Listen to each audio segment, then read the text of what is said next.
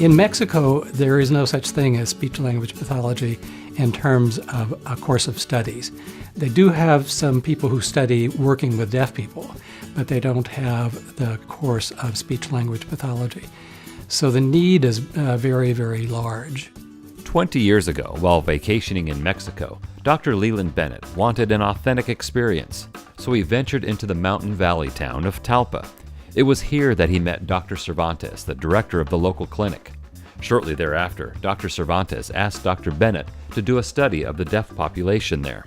Well, I started out on this focused on the deaf population, but within a year, the project grew to something larger, and people who had a stroke, I'm just going to list off a few things: a stroke, Down syndrome, traumatic brain injury, fluency, a number of people presented with a number of different disorders. When the word was out that I was coming on a regular basis. The first couple of years, I was only there twice a year.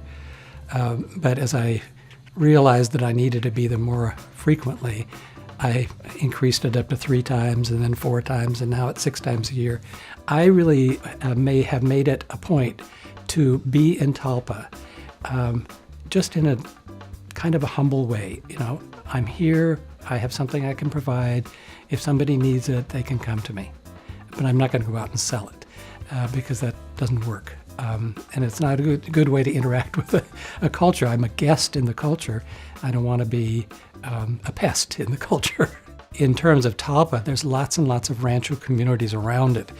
And we actually travel there. So services are brought to the community. I bring my audiometer, my otoscope, whatever else I need to bring with me, and I do various forms of attending patients.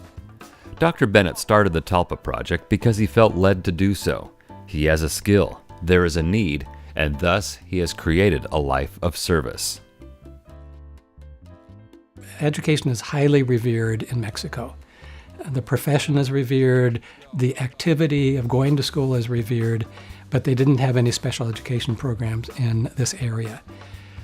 So people who were deaf, Down syndrome, people with learning disorders were not being served. So Dr. Cervantes and myself and 2 officials from Guadalajara put in a proposal to get one started.